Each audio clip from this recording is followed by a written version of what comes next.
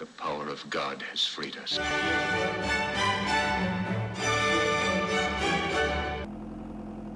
Try it again. I'm not gonna say like. That said, crap. There was another one. Anyway. Oh, it was anyway. You know what this bike is? It's a spoon and a needle. Gasoline is the lighter. Kawasaki's the dealer. I think if you want the madness to stop, you're gonna have to talk to Satoaki Ichi. Ichi-san is a bad man. You could spend all your money in there.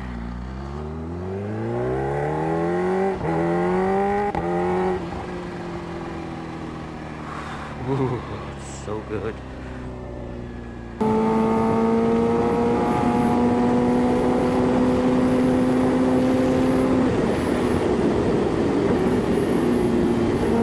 Tires are cold. Trying to take it easy. Reverse a little bit. So I'm going like 40 miles an hour here. Might knock it up to 50 or 60. I don't know if the speed limit right there. Yeah, that's the speed limit. I'm pretty sure that's the speed limit.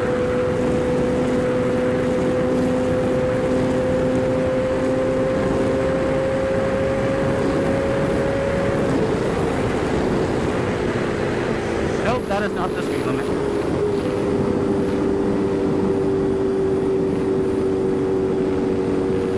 It's a little under.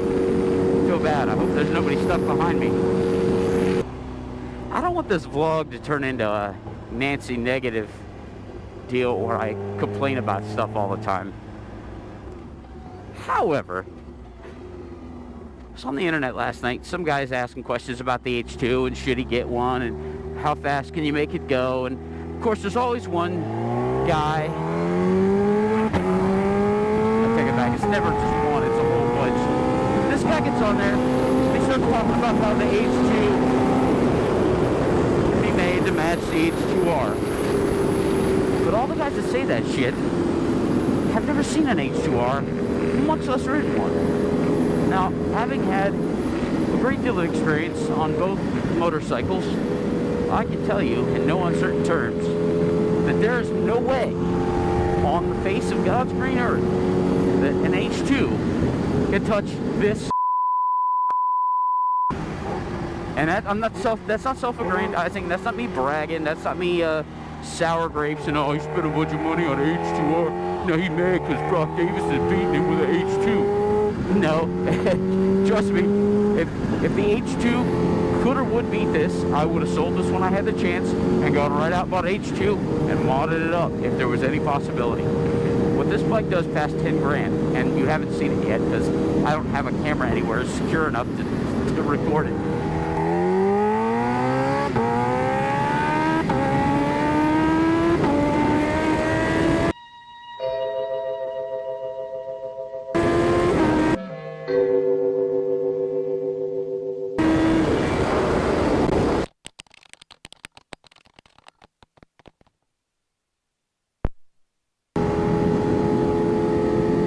This thing does past 10 grand borders on science fiction. And that's because the H2R has an intake that flows 4 times the amount of air as the H2. What happens is 2.5 times of that is to run the bike. The other 1.5 is being used to evacuate the cylinders at high RPM to reduce the temperature and get the exhaust gas out of the way. Which is why guys who raise the rev limiter on their H2 end up with blown motors. It's also why, that's also why the H2 cannot match an H2R because it cannot flow enough air to do what this thing does.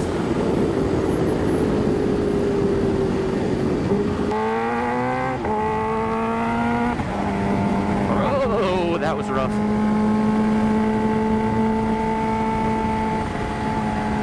I have to cut this part out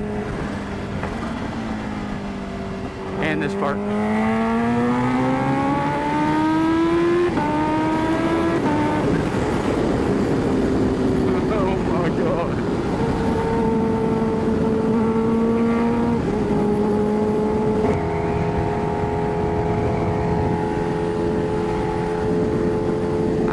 calling the H2 slow. The H2 is brilliant in every way, shape, and form possible. It's more power than probably anybody could need, want, or possibly use.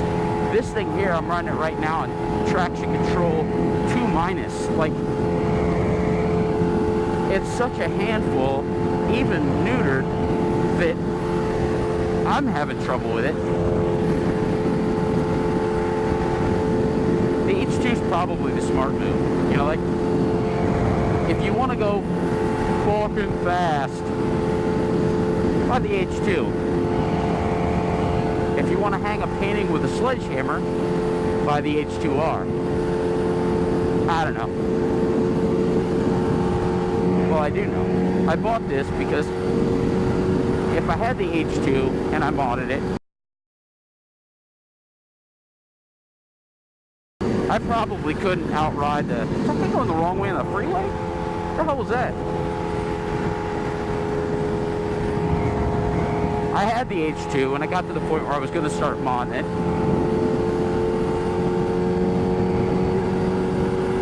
And when I got down to the intake, there's no fix for the intake on the H2. The headlight's in the way, it's too hot to put anything behind it. You got to re-engineer either a fairing to hold the air filter, or it's just a circus. And that's the one handicap that I knew I could never overcome. So my only option at that point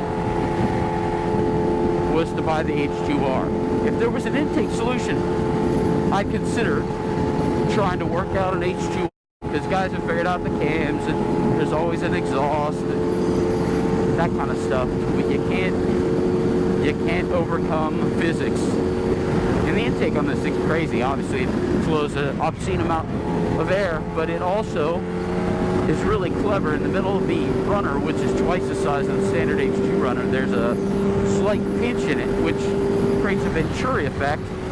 Now, I'm going to go here. Which creates a Venturi effect, which both speeds up the air and cools it. It's like, you know, if you blow air in your hand with your mouth open versus pursing your lips and blowing. It's kind of the same thing. And there's little stuff like that in there that is supremely clever. Huh. I put engine ice in last night. See how that works out.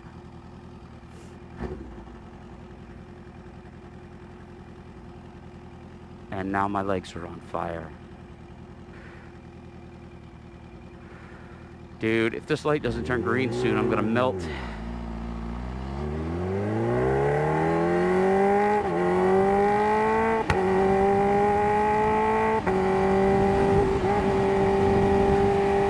No more red lights. Oh, got airborne right there. That was exciting. We're at 190. Now we're down to 177. Happens fast. I gotta make this light, or I'm gonna have to go to the burn ward.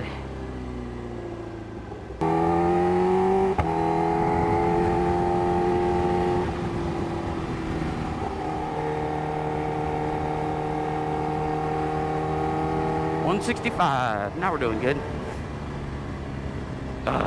Red light. Feck.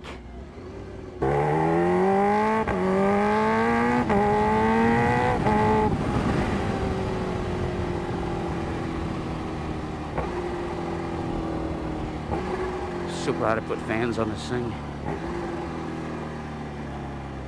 Sorry about the sniffling. That's the adrenaline sniffle. After you get that big old dump from the cerebral cortex. I don't know why, but I get sniffly. Anyway, this is the Cars and Coffee they do here on Saturdays. Sometimes it's good, sometimes it's not. Oddly, none of the other bikers want to talk to me. I mean, guys will come up and chat and stuff, and they're cool, but usually the only guy I end up talking to has a 125cc or a cafe racer, but none of the Busa guys or the ZX guys will give me the time of day. It's just kind of bummer. Although, I don't know, would a great white want to hang out with a Megalodon? Oh, I'm such a douche. Is there any cool way to ride through some place with a fucking dumbass GoPro stuck to your head? Probably not. Okay, that was a short trip.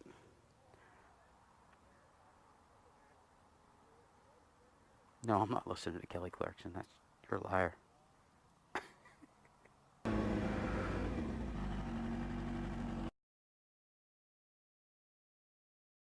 Playing with her phone. Figures. I swear to God, everybody is on the fucking phone. I can't tell you how many cars I pass. They're talking on the fucking phone. Playing with their phone, texting with their phone, making a sandwich, looking for the frozen DVD. I think I'll be glad when the autonomous car thing happens. So right now, everybody seems way too fucking busy to drive. Most of the time, the people that give me shit about the way I ride either don't ride a lot or haven't ridden at all. Team Suzuki's advanced rider course used to explain that it was better to get a ticket and ride a little bit faster than everybody else than it was to get hit by somebody yakking on the phone. See, right now I'm getting overtaken, which is what caused me to nearly get killed once before. It's much safer if you are constantly paying attention to what you're doing. You see a target, you pick it, you pass it. Pick it, pass it, pick it, pass it, pick it, pass it.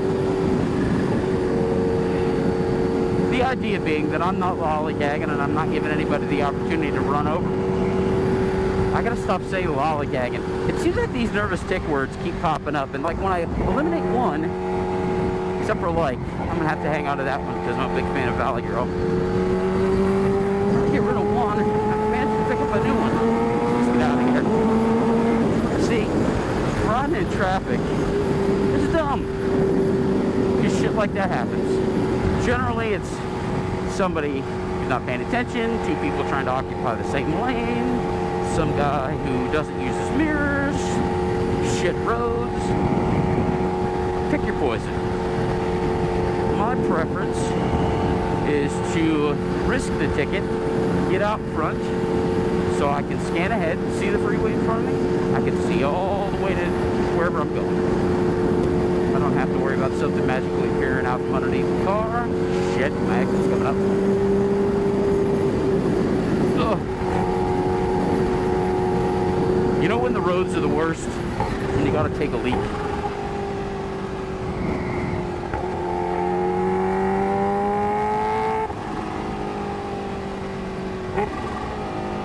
Uh-oh, not a gas.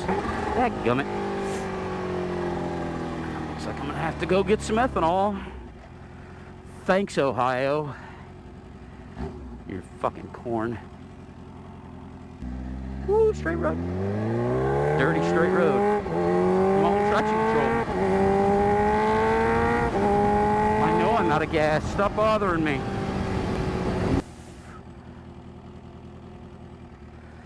I really like having a manual fan. That should be a thing.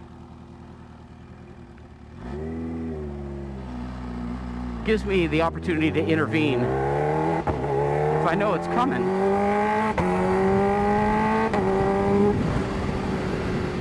I can step in ahead of time. The Outfield might be one of the greatest bands of all time. Give me a little Hansel and Gretel and the Outfield, and I will go get a speeding ticket.